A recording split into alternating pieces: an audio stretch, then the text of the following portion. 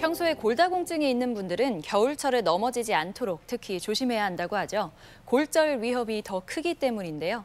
나이 들어서 그런 게 아니더라도 골다공증이 생길 수 있다고 합니다. 그래서 이 시간에는 전주 열린병원 정형외과 배영렬 과장과 함께 골다공증에 대해 알아보는 시간 마련했습니다. 골절과 같은 큰 부상을 입고 나서야 알게 되는 골다공증. 전조 증상과 자각 증상이 거의 없어 더욱 위험하다는데요.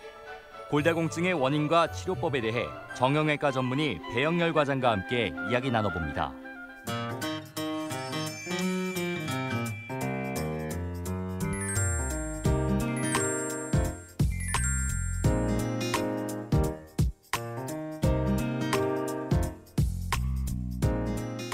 안녕하세요, 과장님. 안녕하세요. 네, 골다공증이라고 하면 말 그대로 뼈에 구멍이 많다 이런 뜻인가요? 예, 그렇습니다. 뼈에 구멍이 많이 나고, 그러니까 뼈의 강도가 약해져서 네. 골절이 잘 발생하는 근골격계 질환을 우리가 골다공증이라고 하는데요. 네. 보통 이제 뼈의 강도는 뼈의 질과 뼈의 양에 의해서 결정이 되는데요. 현재까지는 뼈의 질에 대한 그 표지 지표가 정확하지 않기 때문에 보통 우리가 뼈의 양이 줄어들었을 때 골다공증으로 진단을 하게 됩니다. 네. 보통은 이제 나이가 들면서 뼈가 약해진다고 알고 있는데 골다공증이 생기는 사람들 중에 젊은 분들도 꽤 있다면서요? 예. 왜 그러냐면은 네. 우리가 골다공증을 분류를 하는데요. 1차성 골다공증과 2차성 골다공증으로 분류를 합니다. 네. 1차성 골다공증의 경우에는 나이가 많아서 생기는 노인성 골다공증, 나이를 먹으면서 생기는, 그리고 폐경 이후에 생기는 폐경기 골다공증으로 나눌 수가 있고요. 네. 2차성 골다공증은 그 이외에 다른 호르몬 문제라든지 약물 문제라든가 그런 문제로 생기는 골다공증이 있거든요. 그래서 2차성 골다공증의 경우에는 젊은 나이에서도 생길 수가 있습니다. 네. 조금 전에 1차성에서는 이제 여성 같은 경우에 폐경기에 또 많이 발생한다고 하셨잖아요. 그러면 골다공증의 발생 빈도가 성별에 따라서 차이가 나나요? 예. 확실히 남성에서 훨씬 적게 발생하고 네. 여성에서 더 많이 발생하는데요. 그 이유는 남성은 여성하고 달리 정확하게 폐경기라는 그런 기관이 없기 때문에 네. 뼈의 질을 유지해주는 그런 호르몬이 지속적으로 분비가 되거든요.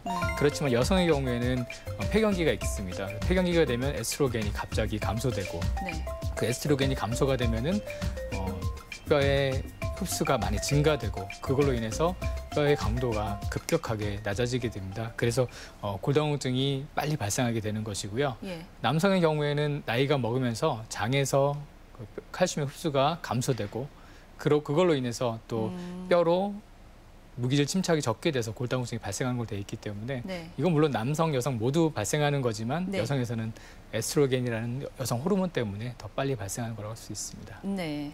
그리고 이제 노화가 아닌 어떤 원인으로 발생하는 골다공증을 2차성이라고 하셨잖아요. 네. 골다공증의 다른 원인이라고 한다면 어떤 것들이 있을까요? 보통 골다공증 일으키는 그 질환들이 많이 있고 약물들이 많이 있거든요. 네. 예를 들면은 우리가 흔히 스테로이드라고 말하는 그런 약물을 많이 복용했을 때 그 스테로이드 호르몬은 우리가 부신 피질 호르몬이라고 하거든요. 네. 또 항경련제나 항암제 등을 갖다가 복용한 사람들은 골다공증이 잘 발생하는 것으로 그렇게 알려져 있습니다. 그리고 당뇨병이나 부갑상선 기능 항진증이나 갑상선 기능 항진증, 쿠싱 증후군, 성호르몬 결핍 같은 그런 호르몬 질환이 있을 경우에 그러니까 네. 내분비 질환이라고 하거든요. 그런 병이 있을 때 골다공증이 잘 발생되는 것으로 알려져 있습니다. 그 합병증으로 그러니까 나타날 가능성이 높은가 보네요. 그렇죠. 네. 증상이 또 별로 없는 걸로 잘 알려져 있죠? 네. 그 골다공증 자체는 증상이 거의 없다고 보시면 됩니다. 어떤 환자분들은 오시면서 제가 뼈가 약해서 몸이 이것저것 아프다고 그러는데 네. 그거는 아니고요. 예. 골다공증 자체는 증상이 없고 보통은 가장 많이 흔한 게 뼈가 골절이 돼서 확인을 해봤는데 골다공증으로 진단이 되는 경우가 많습니다. 그래서 네. 골다공증의 주 진단은 주 증상은 골절이라고 보는 게 맞을 것 같습니다. 네. 그래서 골다공증이 있으면은 주로 많이 부러지는 부분이 손목이나 아니면 척추 아니면 고관절의 대퇴골 부위가 잘 골절이 되는 걸로 알려져 있습니다. 네, 이렇게 골절이 일어날 때까지 알 수 없다고 하니까 참 안타까운데요. 네. 그럼 진단은 어떻게 하나요?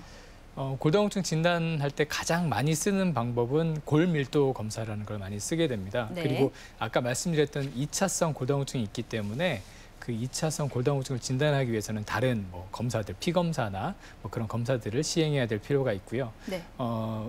그 골밀도를 측정하는 방법도 굉장히 여러 가지가 있습니다. 네. 그래서 뭐 예를 들면 가장 많이 쓰는 방법으로는 이중 에너지 X선 흡수 계측법이라는 법하고요. 그리고 보통 이제 골밀도 검사라고 이게 알려진 게 이거고요. 네. 그리고 정량적 컴퓨터 단층 촬영법, 그리고 정량적 초음파 검사법 이런 것들을 많이 쓰게 되는데 아까 말씀드렸듯이 가장 많이 쓰는 거는 골밀도 검사입니다. 그래서 골밀도 검사는 그 진단할 때 그 기준이 보통 같은 나이대가 아니고 건강한 성인에서 같은 성별의 네. 그 골밀도를 체크했을 때 네.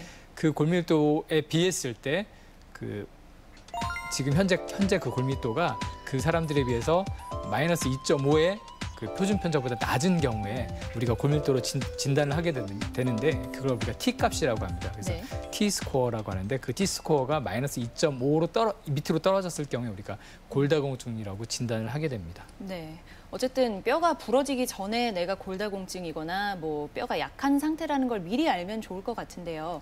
어떤 분들이 이 골밀도 검사를 받아보면 좋을까요? 네.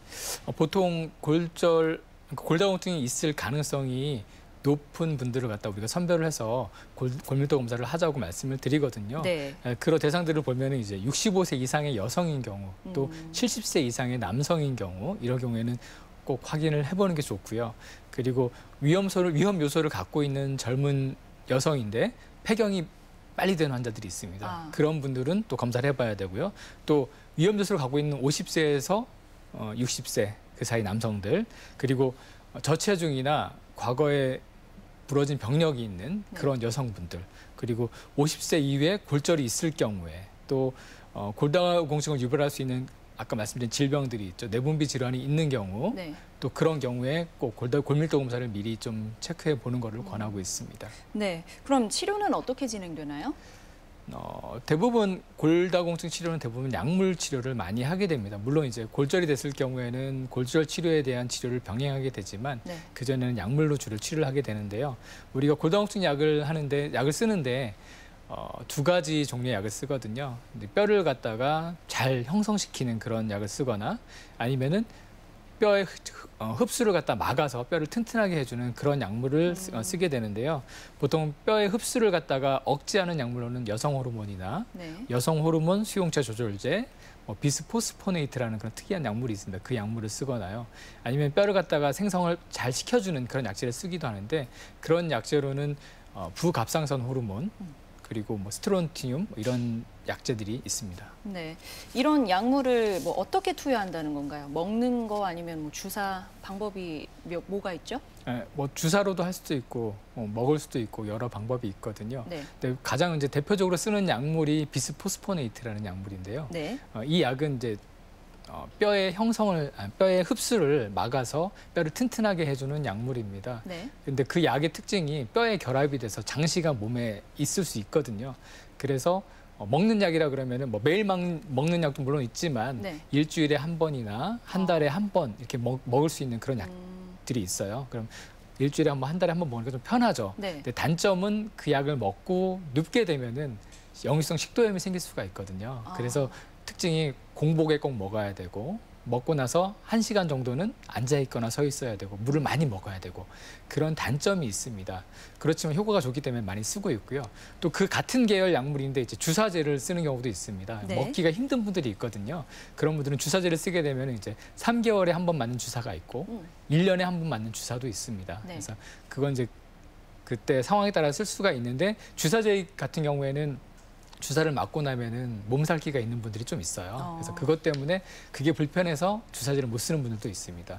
그리고 이제 제가 주로 많이 쓰는 약은 이제 선택적 에스트로겐 수용체 조절제라고 하는 그런 약물인데요. 네. 이거는 이제 보통 우리가 골다공증 예전에는 골다공증이 있을 때 여성 호르몬을 많이 썼거든요.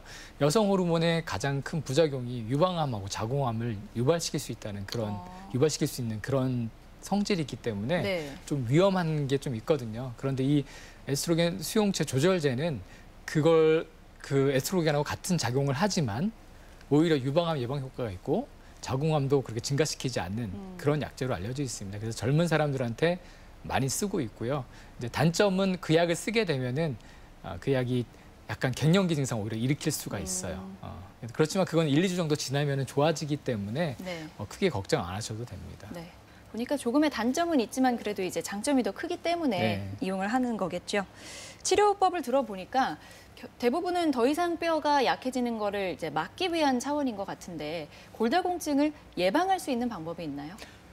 골다공증 예방하는 가장 중요한 거, 가장 필요한 거는 저는 항상 환자분들한테 말씀드리는 게 햇빛을 쐬면서 네. 운동을 하라고 말씀을 드리거든요. 그것만 해도 많이 좋아지죠. 많이 좋아집니다. 왜냐하면은 이제 칼슘 흡수를 하는데 중요한 비타민 D라는 게 네.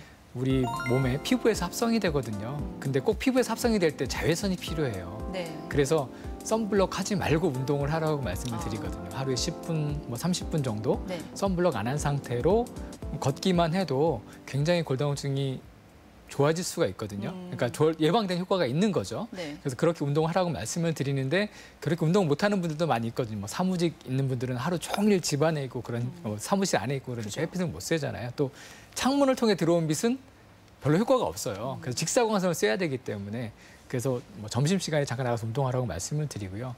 그렇지 않으면은 골다공증 할 때 그러니까 우리 뼈를 튼튼하게 해주는데 가장 필요한 게 칼슘하고 비타민 D거든요. 네.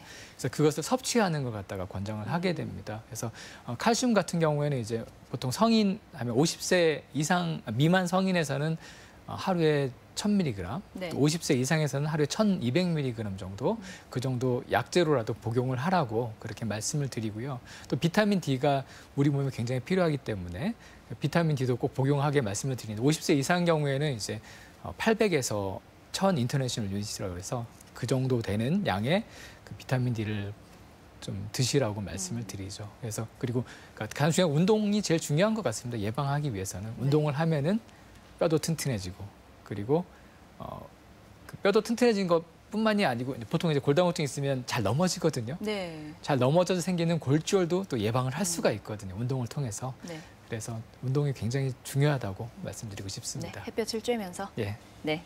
골다공증에 대해서 이야기해봤고요. 지금까지 정형외과 전문의 배영렬 과장이었습니다. 고맙습니다. 고맙습니다.